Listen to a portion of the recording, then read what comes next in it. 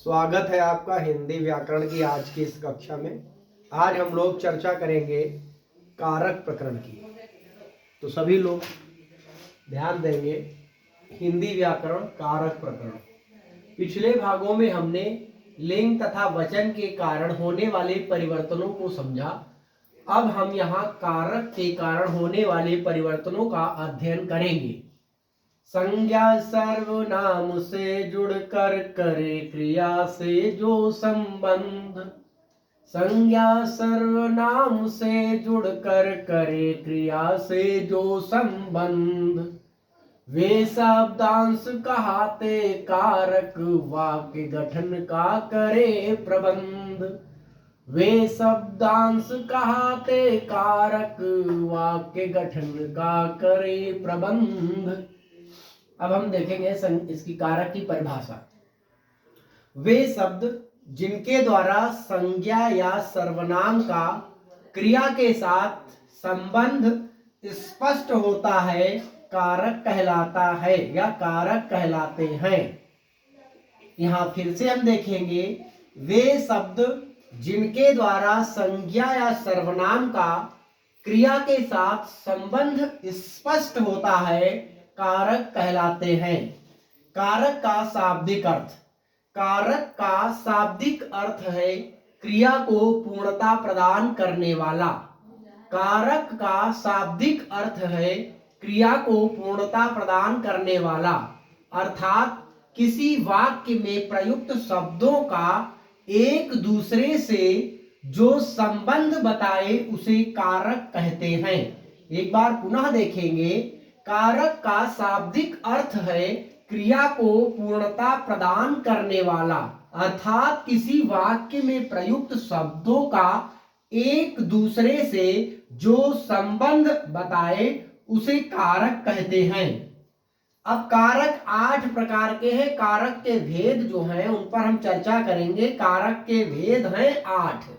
पहला है कर्ता कारक, दूसरा है कर्म कारक, तीसरा है करण कारक, चौथा है संप्रदान कारक और पांचवा है अपादान कारक और छठा है संबंध कारक तथा सातवां है अधिकरण कारक और आठवां संबोधन होता है।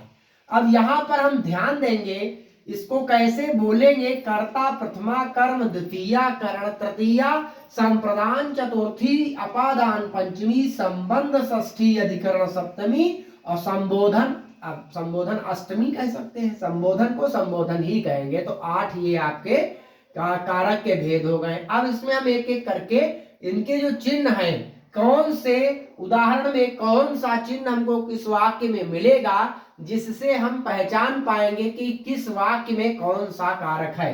तो कर्म कारक में चिन्ह होता है, हमें सबसे पहले शुरुआत करेंगे कर्ता से। कर्ता कारक में जो चिन्ह है, कर्ता में चिन्ह होगा ने। तो उदाहरण के तरीके से हम लेके चलेंगे। उदाहरण में देखेंगे, कर्ता जो होता है प्रथमा कर्ता, प्रथमा कर्ता ने, कर्ता का चिन्ह है ने। तो मतलब आलोक ने पतंग उड़ाई। जहां पर ने लिखा हो तो उसके ठीक पहले का जो शब्द होगा वो होगा कर्ता। तो आलोक ने पतंग उड़ाई, तो यहाँ पतंग किसने उड़ाई? तो मतलब पतंग उड़ाई, उड़ाना क्या है? क्रिया है। उड़ाना क्या है? क्रिया है। और पतंग है संज्ञा। तो यहाँ पर कर्ता कौन हुआ? कर्ता हुआ आलोक, जो संज्ञा है आलोक यहाँ पर हो गया कर्ता। दूसरा है कर्म, द्वितीया कर्म को, द्वितीया कर्म को, उमेश को पुस्तक दो, उमेश को पुस्तक दो। किसको पुस्तक दो? उमेश को पुस्तक दो। यहाँ पर हम जब पूछेंगे किसको, तो कर्म पता करने के लिए उमेश को, तो उमेश में कर्म है। अगला है तृतीया करण, तृतीया करण से यहाँ पर जो तृतीया में आएगा करण से, तो करण वाला जो होता है से वो होता है सहयोग अर्थ में।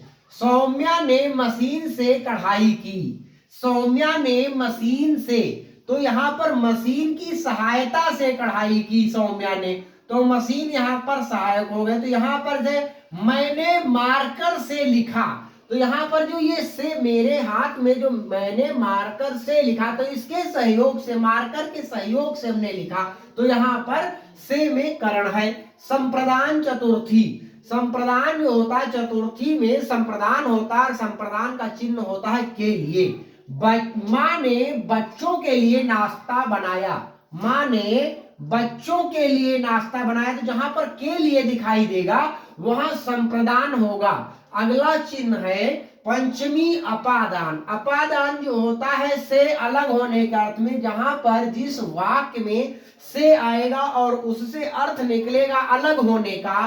तो यहाँ पर एक उदाहरण दिया है, माली पौधों से फूल तोड़ता है। तो माली क्या करता है, पौधों से फूल को अलग करता है। या मेज से पेन गिरा, या पेड़ से पत्ता गिरा, या पेड़ से फल गिरा, तो क्या हुआ कि ये अलग हो रहा है। अलगाव की स्थिति में हमेशा क्या होता है, अपादान होता है।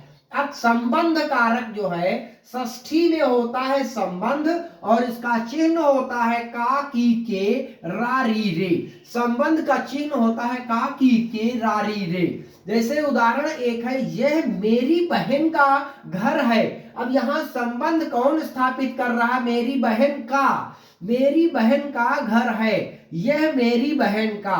तो ये जो का है, की है, के है, रा री रे, ये सब जो आते हैं ये संबंध स्थापित कराते हैं। तो यहाँ पर ये मेरी बहन का घर है, तो का मतलब संबंध षष्ठी हो गया।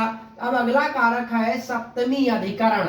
अधिकरण में क्या होता है, में पर ऊपर। अधिकरण मतलब में पर ऊपर से तात्पर्य ये हुआ, जैसे बतख पानी पर तैरती है, छत पर बंदर है, या छत के ऊपर बंदर है। या एक उदाहरण हो सकता है, बैग में किताबें हैं, बैग में किताबें हैं।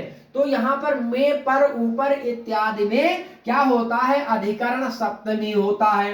अगला है संबोधन। संबोधन का चिन्ह होता है हे, हो, रे, अरे। संबोधन का ये चिन्ह है एक सिरो, ये आपके सामने खड़ी पाई जैसे दिख रहा है, पूर्ण विराम वाला जो दिख रहा है, और नीचे जो एक अनुस्वार जैसा चिन्ह लगा होगा। तो पूर्ण विराम के नीचे जो अनुस्वार जैसा चिन्ह दिखाई देगा वो है काहे का चिन्ह, संबोधन का चिन्ह है। जैसे हे प्रभु मेरी रक्षा करो, हे प्रभु मेरी रक्षा करो।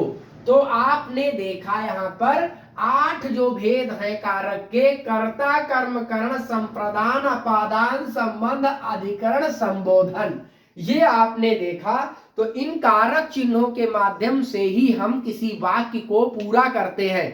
जहां पर जो ये कारक चिन्ह है, कारक चिन्हों के बारे में जिस समय आपको समझ में आ गया कि किस कारक चिन्ह में या किस प्रसर्ग में कौन सा चिन्ह है, कौन सा चिन्ह लगा, उससे आप तुरंत पहचान जाएंगे कि वाक्य में, किस वाक्य में कौन सा कारक चिन्ह प्रयोग हुआ है। इसका स्क्रीनशॉट ले लीजिए और अपनी कॉपी में लिख लीजिए, ताकि आपको पुनरावृत्ति करने में आसानी हो। और हम चाहेंगे कि इस वीडियो को अगर 1-2 बार आप देखेंगे तो आपको कारक चिन्ह का जो कॉन्सेप्ट है वो इतने में ही क्लियर हो जाएगा। आज के लिए इतना ही, बहुत बहुत धन्यवाद।